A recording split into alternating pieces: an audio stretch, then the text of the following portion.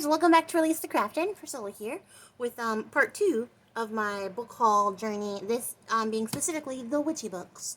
I thought I would split it up mostly to make it easier to find depending on what you were clicking on the videos for. So first part was all artsy videos, like the books that I'm going to use for art and journals, and I will link that below so that you guys can go over there and see what those books are if you're interested. And if you weren't interested and you're here for the witchy stuff, well, thanks for joining me. So I haven't gotten that many witchy books lately. I've been trying to read through stuff that I've been stacking up and holding on, so of course I decided to make that stack bigger once I noticed it was diminishing. But I also had a birthday recently and my friends gifted me some books, so I wanted to share those as well.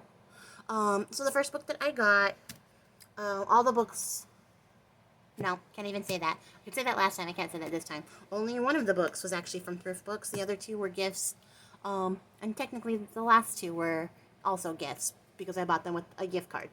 But this book I got from thrift books, and it's called The Storyteller's Goddess, and I actually got this after watching a video by Molly Roberts on her Patreon, where she did her monthly recap, and she brought up this book, and I was really interested because I love just like sort of in-depth stories that go over like the myths of individual goddesses, but then like also what they mean and what those goddesses represent. And this one has a bunch of goddesses, going from like Pele and Amaterasu to Athena. There's Bridget, there's Sun Woman, Yamaya, Demeter and Persephone's in here, Spider Woman, like it's all in here. And I'm really looking forward to reading through these and sort of connecting with these goddesses individually and sort of understanding their tales better. So I'm really excited about this one. I'll do a review when I finish it. In fact, I'm going to do a review on all these books when I finish them on this channel, because some of you may not have known. I talked about it in a couple lives already, but I have moved all of my witchy content to this channel instead of keeping it two separate channels. So I won't be posting to Den of the Wanderer anymore. I'm going to leave it up because there's some stuff there that I think people can get like some benefit out of, but I'm not going to post on that channel anymore. I'm just going to post everything here so it's a lot more concise and straightforward. Next book. That's not going to work. I don't have enough space on this desk for all this stuff, you guys. I need to clean off my desk is what that message means. Next book, I got this for my birthday from April. It is Sigil Witchery. Words are really hard. Sigil Witchery, by Laura Tempest Zakroff. I've been wanting to read this book for a while. It looks really interesting. I think it's going to up my sigil game a little bit. Hopefully, I hope it does. It also is a workbook style book, and these are my favorite kind of books, you guys. Not going to lie. I really appreciate a witchy book that is also a workbook, because I just feel like I get more benefit out of it, and I can actually use it and not just read it and be like, well, I read it and it's done, on to the shelf you go. It's something I can actually work through, and I will probably refer back to it several times because I worked in it, if that makes sense. So I'm looking forward to that. That will be reviewed as soon as I start to read it. And then this one was a gift from Janine. I had this book on my wish list forever, and I recently updated our little Elfster wish list, which is the ones that we used to like give to everybody, and put this book on there, and just thought like, oh well, you know, if somebody gets it, then I'll finally get to take it off my wish list. And Janine got it immediately, which was sort of kismet, and I'm actually really excited because this book looks so cool, you guys. And it's also kind of workbook style because it gives you like a section for notes after every chapter. But it's also really pretty, and I gotta say, like, I'm really loving how aesthetic witchy books are getting lately. Like, I'm really living for that. This book has a ton of recipes. I'm just really stoked on that. But like, it's also pretty. Like, look how pretty that is.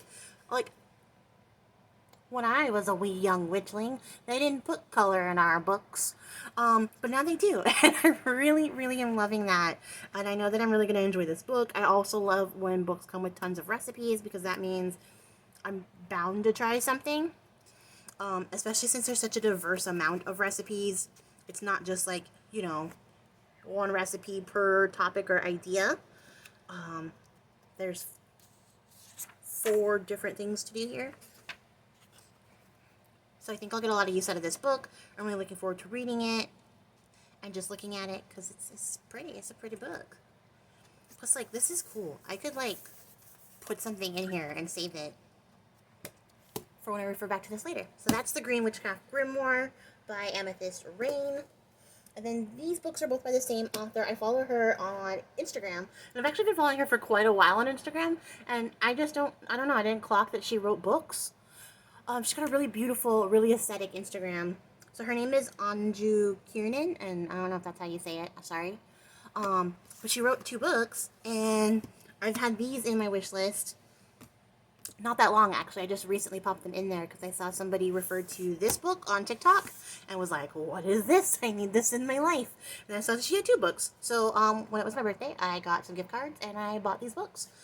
So this is like, I'm not going to say it's a set because they both stand alone individually as like their own books, but they really complement each other really well. And I think she wrote them with the intention of them like being complementary books as a set, but they're not like titled like they are a set, if that makes sense.